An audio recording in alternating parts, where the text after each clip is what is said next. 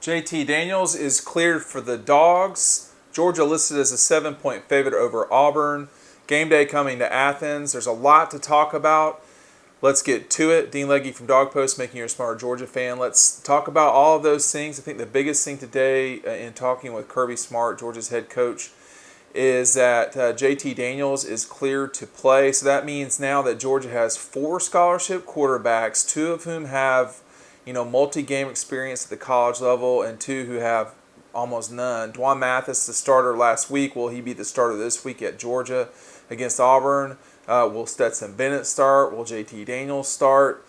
This is the reason we're at these games early, is so that y'all can get the information from us as fast as possible. At the end of this video, I'm going to show you how to get our newsletter. I think it's really important that you sign up for that, but let's do that then. Right now, I do want to talk about, Kirby was kind of in a crabby mood today, which can happen from time to time. He's taken a lot of questions from us over the last, at this point, 6 weeks about the quarterbacks. He came straight out talking about Daniels being cleared, and they suspected this was going to be the case for some time, but finally today he's cleared. And Kirby didn't act like that meant for sure that he would be the starting quarterback. And you have to think that JT Daniels at some stage will get in there.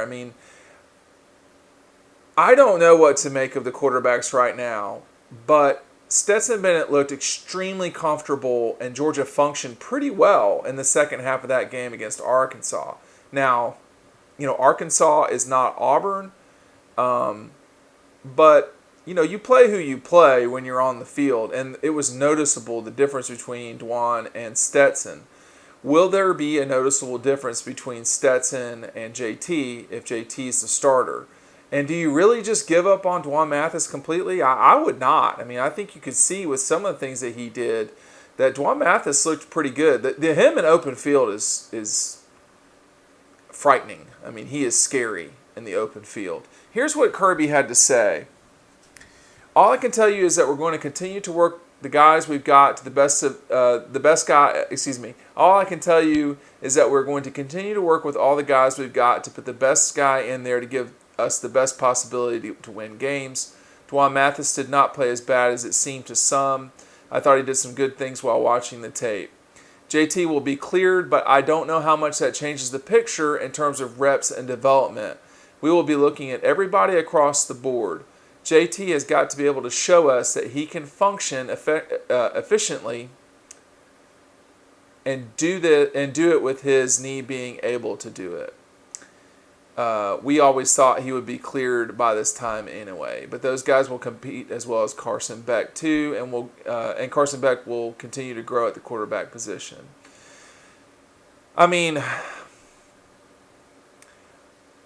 I think you do have to sort of at some stage decide who your primary person is. I've written and have said on here a lot that I felt like this would be decided in the first couple of games, certainly in the first game. What I did not suspect was that Georgia would take an entire half to score a touchdown. The penalties really killed them at the start of that game. I think they had more penalty yardage in the first quarter than they did offensive yards. That's just not going to work. But the special teams and defense really played, with the exception of one play on defense, I think they played about as well as they could play. Same thing with special teams. Their kickoff returns averaged 46 yards. The punt returns averaged 19. They were the punter, Jake Camarda. I've never seen him play that well, and that's one of the best punting performances I've seen a Georgia punter have. And I've covered the team for 20 years. I can't think off the top of my head of a guy that played better at punter that day. And it's not a big deal for him. He did it and did it and did it and did it. He had a punt that was inside the 11-yard line that was called back because of a penalty. So that's maybe why Kirby's a bit in the mood right now, because he's not blind. He can see how good this defense is. He's not blind. He can see how good the special teams are. And the one thing they got to get together is who the quarterback will be. moving forward. Now, he indicated there could be some times where they play two quarterbacks. I do not think Dwan Mathis is going away. I think that there are going to be times they're going to try to develop him. They're not going to be in a situation. This is just me thinking this off the top of my head here, and watching and knowing and seeing what I've seen. They're not going to let him go away without giving him a real crack at developing. You know, when you look at JT Daniels, he could be gone a year from now. I mean, Georgia could be the vessel for him to get to the NFL. This is his third season outside of high school. You know, Stetson is a junior. JT Daniels is a sophomore, but sophomore in name only because this is his third year. So this could be his 1 year at Georgia, and that's it. It could be that he's here for 3 full years. I don't know. But Mathis, I think, is a guy that when you look at him and what he can do physically, Kirby and them, I doubt very seriously are going to say, well, he really played bad in a half, and that's it. You know, you can't hear what we've heard over the last 6 weeks, and then they get one shot at it. That's just not. I think the Justin Fields thing burned them in a way. That's probably the wrong way to put it.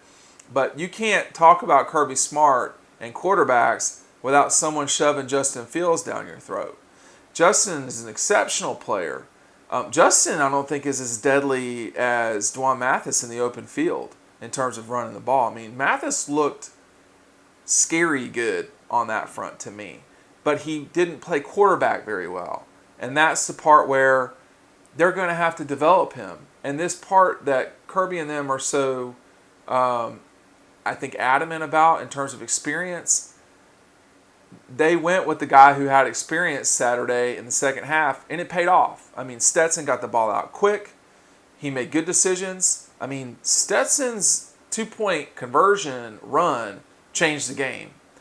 And you were sitting there watching it, and you're like, he's got this if he wants it. And he just kind of chilled out for a second, and then he left. I think he could have scored quicker, quite frankly, knowing his athletic ability. So they have options at quarterback. But, you know, I think to me what's looking like is that the options are pointing towards Daniels because of experience. Because when you look at the capability to run, Stetson can run better. Mathis can run better. And I'm pretty sure Beck can run better too. In terms of throwing ability, you know, I need to see more from Daniels. The other thing about Daniels' situation is that, you know, when you go back and look at the 2018 season with JT at SC, as a freshman, you know, he was up and down. And so kind of what I'm wondering is, are you expecting him 2 years later to be like Matthew was as a junior? Because we're missing a whole year of data here. You know, Jake Fromm had 3 full years. His freshman year at Georgia, he was not at all asked to do what JT was asked to do his freshman year at SC, what Jacob Eason was asked to do his freshman year at Georgia, or even, you know, Aaron Murray in his redshirt freshman year at Georgia, or David Green. I mean, like, Jake wasn't asked to do all those things. So JT Daniels was asked to throw the ball a fair amount for SC. I mean, that was important to them. And judging from what I saw on Saturday, you know, Georgia's going to have a passing game because people are just not going to let. If you know, in college football, almost all the time, if you want to stop the run, you can stop it because you can just jam the box and make it very hard to stop the run for the other team to run it. But once they start throwing, which is what happened when Stetson got in there, things become very complicated for teams to defend Georgia. Let's keep in mind that in this second half, you know, Georgia scored 24 points or 25 points, whichever it was. That's how many they scored in the second half.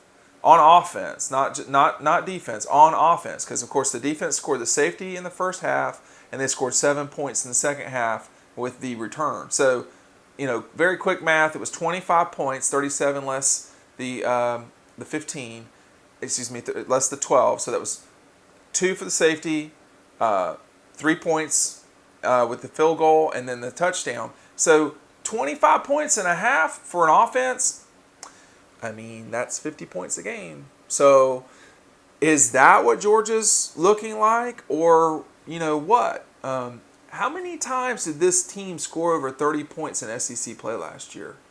Go back and look that number up. It wasn't very often. So people might not want to admit this, but Saturday was a little bit of a step forward for Georgia, even though it seems like they're either angry, crabby, and to some degree, I don't know about apologizing, but they're not pumped up about a 27-point road win in the SEC. And you can do whatever you want. You can run down Arkansas all you want to, and that's fine. They're not a team that's going to be in the top 25 this year, clearly. But it's who you're playing is not always the biggest thing. It's how you play when you go on the field, to me. And now we're going to see moving forward, is it JT? Do they stick to Juan Mathis? Do they stick with Stetson? So those are questions that we will know better answers to when we talk to Kirby again soon. So a lot there. Kirby was in a pretty cranky mood today, but hey, that can happen sometimes with head coaches. He's got some things to be cranky about on the offensive side of the ball. I'm not so sure about the special teams and the defense. If you can see this box up here, that means I've correctly pointed you to where I want you to go, which is the newsletter. Make sure you check that out. Please check that out. Sign up. I can only talk to you so often on YouTube. I can talk to you every day through the newsletter. Thanks for watching.